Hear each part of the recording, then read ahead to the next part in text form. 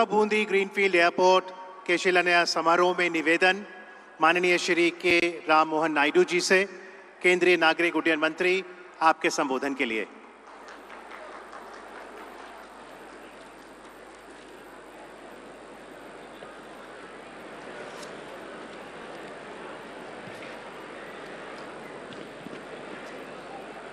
माननीय मुख्यमंत्री श्री भजनलाल शर्मा जी, माननीय लोकसभा के अध्यक्ष और यहाँ सांसद कोटा से, और हमारे आदरणीय श्री ओम बिरला जी, और यहाँ राजस्थान के मंत्री मदन दिलावर जी, हरिलाल नागर जी, गौतम डाक जी, कन्हैयालाल चौधरी जी, और यहाँ उपस्थित सभी सम्माननीय अतिथिगण, कोटा बूंदी और हड़ौती क्षेत्र से मेरे भाइयों और बहनों, या आप सभी को मेरा हार्दिक प्रणाम।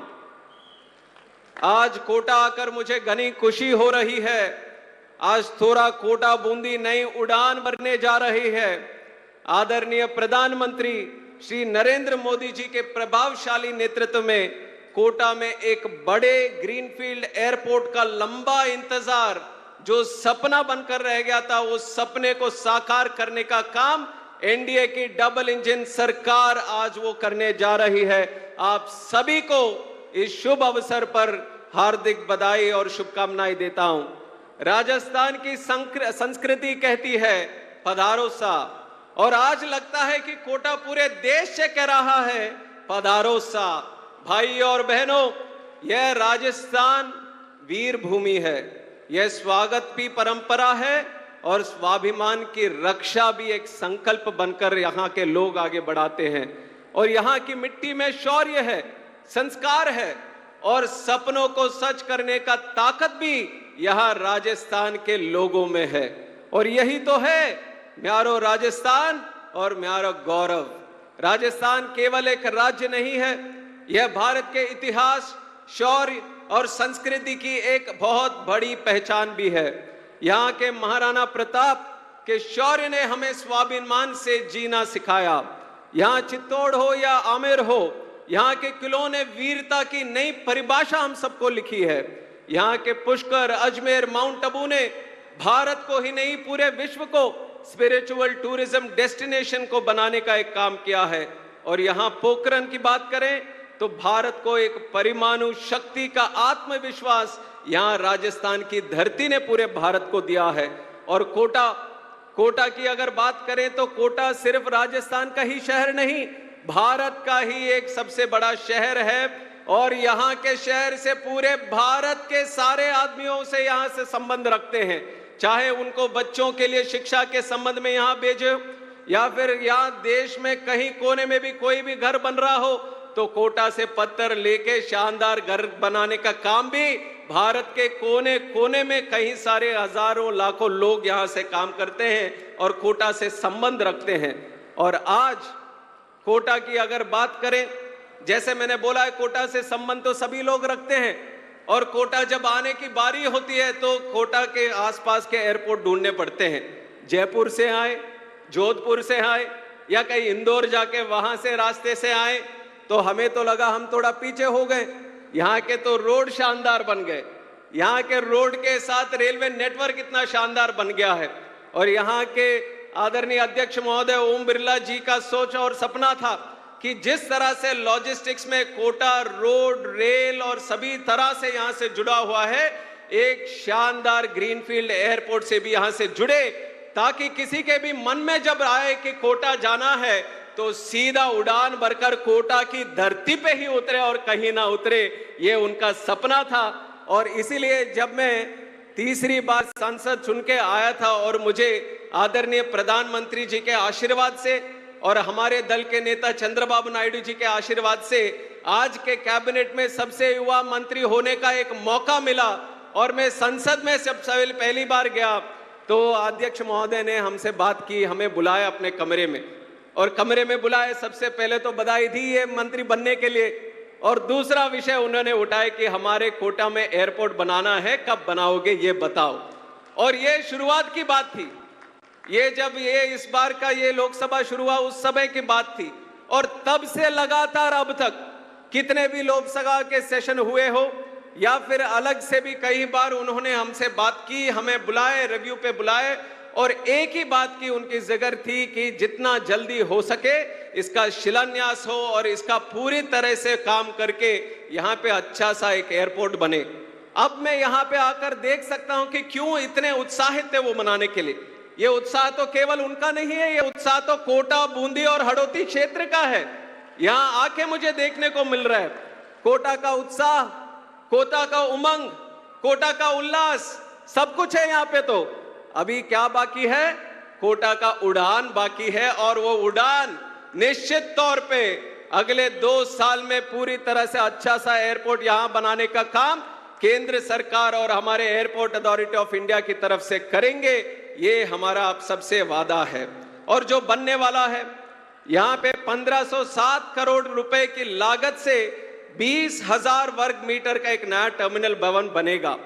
यहां पे तो पहले से भी एक एयरपोर्ट हमारे पास है, 450 एकड़ का एयरपोर्ट था, पर छोटा रनवे था। रनवे के वजह से बड़े प्लेन यहां पे उतर नहीं सकते, बड़े प्लेन उतर नहीं सकते तो दूर के प्लेन यहां पे आ नहीं सकते। तो हर तरह से एक रिस्ट्रिक्शन वहां पे बना था, और शहरीकरण वहां के एयरपोर्ट के चारों ओर इतना बन गया कि वहां किसी को कोने में भी एक्सपैंड करेंगे तो संभव नहीं था। तो एक ही वो उसका लक्ष्य है कि नया ग्रीनफील्ड एयरपोर्ट बनाना है।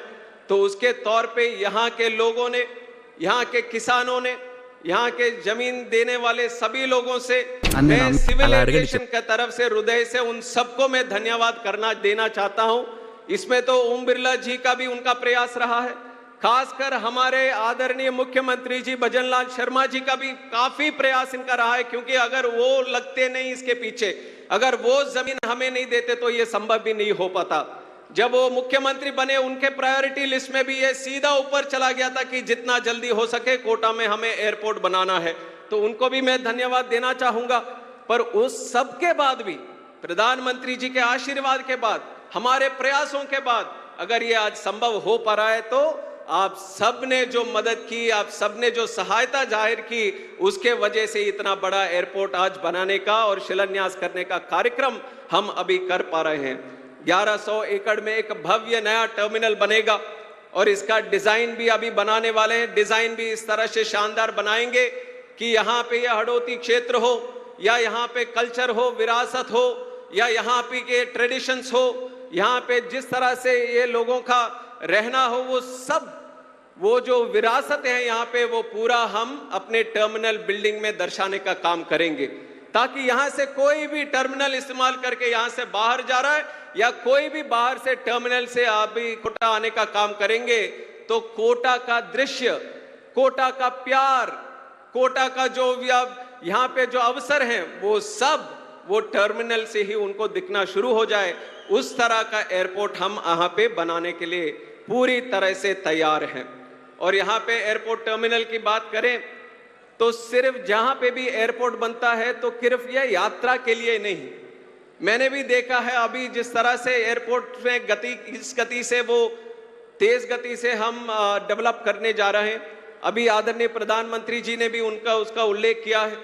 2014 में जब प्रधानमंत्री जी नरेंद्र मोदी ये भारत के प्रधानमंत्री बने, तब 74 एयरपोर्ट थे हमारे देश में। आज 12 साल के करीब हो गए उनके नेतृत्व में। 12 साल में 74 एयरपोर्ट पूरे वहां के नंबर से अभी बढ़कर बने 167। 74 से लेके 167, मतलब 2 गुने से भी ज्यादा। इसका मैंने दूसरे तरीके से भी कैलकुलेशन किया कि इतने सारे एयरपोर्ट बन रहे तो कितने दिन में नया एयरपोर्ट बन रहा है। तो हर 45 दिन में भारत में एक नया एयरपोर्ट खोलने का काम आदरणीय प्रधानमंत्री नरेंद्र मोदी जी ने किया है। ये अगर कोई और देश में जाके आप बात करेंगे कि 45 दिन में आप नया एयरपोर्ट बना के दिखाएं तो सब लोग बोलेंगे तो ये तो मुमकिन ही नहीं है।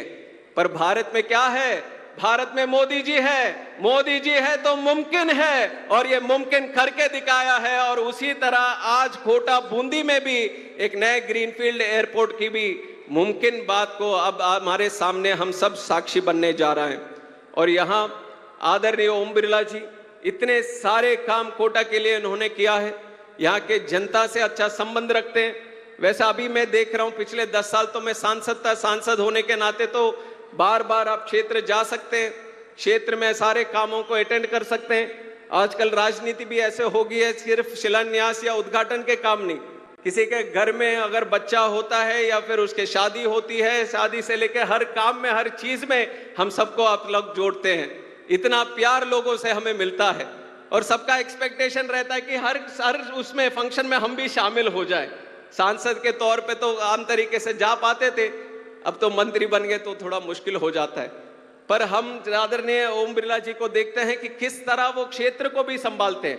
एक तरह सदन को संभालना ही बहुत बड़ी बात होती है, क्योंकि सब तो हमारे तरह अच्छे बच्चे नहीं होते संसद में, कुछ लोग तो इधर उधर के भी होते हैं, पर उनको भी ठीक करने का काम हमारे आदरणीय अध्यक्ष महोदय करते हैं। तो वो तो हुआ 543 लोग के हैं, बट यहाँ कॉन्स्टिट्यूंसी तो लाखों लाखों लोग को मैनेज करना, उनको देखभाल करना, उनको कभी भी कुछ भी आपदा हो तो उनको संभालना, उनको धैर्य देना, ये सब काम भी इतने अच्छे तरीके से ओम बिरला जी करते हैं। तो हमारे लिए एक इंस्पिरेशन की तरह उनका नेतृत्व रहा है और आज वो खासकर देखने को, प्रत्यक्ष में देखने को भी हमें मिला है। तो इस अवसर हमारे लिए बनाने के लिए भी ओम बिरला जी को हृदय से मैं धन्यवाद देना चाहता हूं। और उसी तरह आगे जाते हुए भी आज तो आपके सपना एक पूरा होने जा रहा है। मेरा भी सपना था कि राजस्थान आऊं, एविएशन के संबंध में एक अच्छा सा काम करें और एविएशन के संबंध में एक अच्छा सा भाषण यहाँ पे दे। भाषण अच्छा हुआ है कि नहीं है तो आप बताएंगे और टीवी में जो लोग हैं वो बैठे हुए वो बताएंगे। पर जो मेरा सपना जो आज सच हुआ है कि यहाँ पे आ पाऊँ, यहाँ पे आ गया मैं और अच्छा सा कार्यक्रम में मैं शामिल हुआ और यहाँ ये साफा पहन के भी भाषण देने का एक बहुत बड़ा सपना था, वो भी मेरा पूरा हो गया है। तो आज बहुत खुशी का दिन है मेरे लिए भी, और ये खुशी आज के लिए नहीं, ये आगे जाते हुए भी ये खुशी को हमें कंटिन्यू करना है। और हमारे तरफ से ये वादा बिल्कुल करते हैं कि जिस तरह तेज गति से, क्योंकि 23 तक तो ये कोटा बूंदी एयरपोर्ट के बारे में जितना तेज गति से हम वहां पे केंद्र सरकार से निर्णय ले रहे थे, राज्य सरकार से कुछ ऊपर नीचे हो रहा था, पर भजन लाल शर्मा जी आने के बाद बिल्कुल पहले 2 महीने में ही इसका पूरा काम निपटकर पूरा जमीन निशुल्क करके हमें देने का उन्होंने काम किया। उसके बाद तेज गति से ये यहां तक पहुंचा और इसके बाद उद्घाटन का भी कार्यक्रम हमें करना है और ये 2 साल में पूरे करने का हम काम करेंगे। यहाँ पे पूरी एयरपोर्ट अथॉरिटी ऑफ इंडिया की टीम बैठी है, चेयरमैन भी बैठे हैं, कितने लोग साक्षी हैं देखिए। हम सब मुख्यमंत्री से लेके सब लोग बता रहे हैं कि 2 साल में बनाना है और बनाना ही पड़ेगा इसको, और हम पूरी तरह से इसका रिव्यू करते रहेंगे। अच्छा सा टर्मिनल यहाँ पे बनाएंगे और यहाँ के लिए जैसे मैंने बोला है कि ये एयरपोर्ट जब बनेगा सिर्फ यात्रियों के लिए ही नहीं, यहाँ जो इनडायरेक्टली जो जुड़े हैं या कोटा के जो आम जनता है, यहाँ के लोग हैं, परिवार हैं, उनके ऊपर भी, उनके जीवन शैली में भी बहुत प्रभाव यहाँ के एयरपोर्ट लेके आने वाला है। ये मैंने काफी एक उदाहरण भी अगर मैं दूं, बिहार में पूर्णिया में एक नया एयरपोर्ट हमने खोला था, आदरणीय प्रधानमंत्री जी के कर कमलों में उसकी शुरुआत हमने की और वहां पे हमने देखा, पूर्णिया एक ऐसा छोटा सा शहर है, शहर भी कुछ लोग नहीं मानेंगे उसको, वहां पे जब एयरपोर्ट खुला तो लोगों के मन में था कि कैसा हो सकता है, पर 5 महीनों में 1 लाख यात्रियों वहां से जा चुके हैं और वहां यात्रियों के साथ साथ वहां पे रियल एस्टेट की इतनी बड़ी बढ़ोतरी हुई। अब लोग चाहते हैं कि पूर्णिया में भी इंडस्ट्री खोलने का इतना अवसर उनको मिल गया है, वहां पे हॉस्पिटल बन गए, टैक्सी चलाने के वाले पास उनके पास ज्यादा काम हो गया, ऐसे कई सारे अवसर वहां पे बन जाते हैं जिससे वहां पे रहने वाली जो जनता है उनके लिए बहुत बड़ा प्रभाव और अवसर बनाने का काम एक एयरपोर्ट करता है। और उसी तरह यहाँ पे पर्यटक का हो और यहाँ पे व्यापार का हो, यहाँ पे शिक्षा का हो या अन्य सारे सेक्टर्स जो भी यहाँ पे है, उन सबको एक एयरपोर्ट, उन सबको एक तेज गति से आगे जाने का काम, वो सारे सेक्टर्स को ये एक एयरपोर्ट अकेला करने वाला है। और एयरपोर्ट के अंदर की भी बात करें, ग्राउंड हैंडलिंग, क्रू, वहां पे जो शॉप्स रहते हैं या फिर मेंटेनेंस का, टेक्निकल इंजीनियर्स या पायलट्स या एमआरओ सेक्टर में काम करने वाले, रनवे के लिए काम करने वाले, अंदर जो बसेस चलती हैं उसमें काम करने वाले, ऐसे एक फ्लाइट जब आता है तो 100 से ज्यादा की रोजगार के संभावनाएं एयरपोर्ट के अंदर भी होती है। तो ये पूरा जो मॉडल बन रहा है हमारे एयरपोर्ट का, एरोट्रोपोलिस का, इंडस्ट्रियल सेक्टर का, कोटा का, ये सिर्फ केवल हमारे कोटा, बूंदी और हडोती क्षेत्र से नहीं, जिस तरह से शिक्षा के लिए देश भर में से लोग और बच्चे यहाँ पे आते हैं, उसी तरह रोजगार के लिए भी कल कोटा और ये क्षेत्र ढूंढ ढूंढ कर लोग भारत के कोने कोने से आएंगे। ये जरूर ये संभव होगा और ये सपना सच होगा, ऐसा मेरा मानना है। और आगे यहाँ पे जो पर्यटक है, पर्यटक के क्षेत्र हैं, राजस्थान, अभी अभी हमारे मुख्यमंत्री जी से बात हो रही थी कि टूरिज्म भारत में कोई आता है तो सबसे ज्यादा राजस्थान में आते हैं। और उसी तरह राजस्थान में जो छोटे छोटे शहर हैं, छोटे छोटे संभावना है पर्यटक के तौर पे, उनको भी डेवलप करने के लिए सिविल एविएशन, वहां पे कनेक्टिविटी बढ़ाने की बहुत बड़ी क्षमता है और उसको आगे भी बढ़ाना चाहिए। और उसके ऊपर से एक चीज मैं अगर कहना चाहूं, एयरपोर्ट तो जैसे मैंने बोला है नंबर तो बढ़ता जा रहा है और काफी समय होता है कि हमने एयरपोर्ट बना दिया, फिर एयरलाइंस को बोलना पड़ता है यार आप चलाओ, यहाँ पे इतना अच्छा भव्य शानदार हमने टर्मिनल बनाए हैं, अब तो कनेक्ट करो इसको दिल्ली से, मुंबई से। और उसी तरह हमने एक कोशिश की कि चलो कोटा भी इतने तेज गति से बन रहा है तो एक बार देख लेते हैं कि कोटा के लिए क्या है इनकी संभावना। तो कोटा की भी हमने बोली कि कोटा तो बहुत तेज गति से हम बनाने जा रहे हैं और जल्दी ही बन जाएगा, तो अभी आपसे प्लान करना चाहिए कि वहां पे कनेक्टिविटी। तो वो एयरलाइंस वाले बोले हमसे कि सर दुनिया में कहीं पे भी हो, एक कोटा का अगर आज भी बना दोगे, आज भी 10 प्लेन चलाने के लिए हम रेडी हैं। तो इससे आप सोच सकते हैं कि किस तरह से इंतजार एयरलाइंस वाले भी कर रहे हैं यहाँ पे एयरपोर्ट के लिए। तो हर तरह से अगर देखें तो ये सक्सेसफुल एयरपोर्ट बनने के लिए जो भी चीजें चाहिए वो हमारे कोटा बूंदी यहाँ के पास है। और उसी के लिए मेरे को लगता है कि काफी लंबे समय से हमारे अध्यक्ष महोदय ओम बिरला जी का भी इनका ये पीछे प्रयास था कि किसी तरह इसका बनाकर रहना है। और उसके साथ ही राज्य सरकार और मुख्यमंत्री जी और जिस तरह से ये विकसित राजस्थान बनाने का एक सपने को एक मजबूत तरीके से आगे लेके जा रहे हैं, और हमारे आदरणीय प्रधानमंत्री जी नरेंद्र मोदी जी, और जिसके बाद हमारी सोच भी बदल गई है। आज मैं कह सकता हूं कि जिस तरह एक टाइम पे रेलवेज की बात होती थी, और मैं भी 10 साल सांसद रह चुका हूं, तो मेरे यहाँ पे 0 आवर पे कभी बोलने का मौका मिलता था तो तुरंत एक पेज पकड़ के बोलते थे कि हमारे यहाँ पे एक रेलवे स्टेशन है, वहां पे एक ट्रेन को रोक दीजिए। और आजकल जब ये 0 आवर की बात होती है, और अध्यक्ष महोदय तो इसके साक्षी हैं, तो एक तो कोई भी एमपी अगर संसद में बोलते तो एक चीज मांगते हैं कि हमारे यहाँ पे एयरपोर्ट बन जाए, या फिर जो एयरपोर्ट है वहां पे कनेक्टिविटी बढ़ जाए, वहां डोमेस्टिक कनेक्टिविटी है तो इंटरनेशनल कनेक्टिविटी भी दे दे। तो ये सपना भारत के कोने कोने में जग गया है कि आज एयर कनेक्टिविटी एक्सक्लूसिव नहीं है, ये बड़े लोगों के लिए घूमने का वाहन नहीं है, ये आम आदमी का घूमने का वाहन है। और ये सोच में जो बदलाव आया है वो भी हमारे आदरणीय प्रधानमंत्री नरेंद्र मोदी जी आज भारत में लेकर आए हैं कि सिविल एविएशन सिविलियन एविएशन है, आम नागरिक का एविएशन है, हम सब भी इसमें शामिल हो सकते हैं, इसमें आराम से हम इधर उधर जा सकते हैं। उसी सोच के साथ सिविल एविएशन अब लगातार कोशिश कर रहे हैं कि और भी बढ़े। 10 साल में तो बहुत अभिवृद्धि हमने की है और आगे जाते हुए भी हम करते रहेंगे, और उसमें राजस्थान भी शामिल होगा। आज हमने स्पेशल रिव्यू मीटिंग भी मुख्यमंत्री जी से करी। काफी सारे ऐसे जगह हैं यहाँ पे और भी जहाँ पे नए एयरपोर्ट बन सकते हैं, जहाँ पे हवाई पट्टा ऑलरेडी है उसको भी कन्वर्ट करके एयरपोर्ट बना सकते हैं। तो आगे जाते हुए और बेहतर कनेक्टिविटी राजस्थान में शामिल हो, उसके लिए केंद्र सरकार के से खासकर ये नागरिक विमानन मंत्रालय से जितना भी कोशिश हम करें, वो सब कोशिश हमारी तरफ से पूरी तरह से सपोर्ट हम आगे बढ़ाएंगे। और फिर से मैं कोटा, बूंदी और हडोती क्षेत्र के सारे जनता से हृदय से उन सबको शुभकामनाएं देता हूं, बहुत बहुत बधाई देता हूं। और कोटा का जो एग्जिस्टिंग एयरपोर्ट है उसको भी थोड़ा टाइम लगेगा कि आगे जाते हुए उसको कैसे इस्तेमाल करना है वो देखने के लिए, पर वहां पे ऑलरेडी एक पट्टी है, छोटा सा बिल्डिंग है। तो आदरणीय अध्यक्ष महोदय का भी कहना था कि शिक्षा के लिए जिस तरह से चारों कोने से लोग आते हैं बच्चे पढ़ने के लिए, उसी तरह एविएशन में भी शिक्षा है, एक पायलट ट्रेनिंग की होती है। तो फ्लाइंग ट्रेनिंग ऑर्गेनाइजेशन भी पुराने वाले में खोले, ये राज्य सरकार से हम बात करके जरूर उसका भी इस तरह से इस्तेमाल करने के लिए हम कुछ ना कुछ निर्णय आगे जाते हुए लेंगे, पर हमारा प्रायोरिटी फोकस ये रहेगा कि शिलान्यास आज जो हुआ है, बिना देरी के 2 साल के अंदर उस काम को निपटकर आपको एक भव्य शानदार नया टर्मिनल बिल्डिंग और नया ग्रीनफील्ड एयरपोर्ट यहाँ कोटा और बूंदी के लोगों के लिए दे। इस आश्वासन के साथ मैं अपने भाषण को भी खत्म करता हूं और सबको फिर से मैं धन्यवाद देते हुए प्रणाम करता हूं। जय हिंद, जय भारत। उड़ानें सिर्फ आसमान में नहीं सपनों में भी परवाज भरती हैं। उड़ानें सिर्फ आसमान में नहीं सपनों में भी परवाज भरती हैं।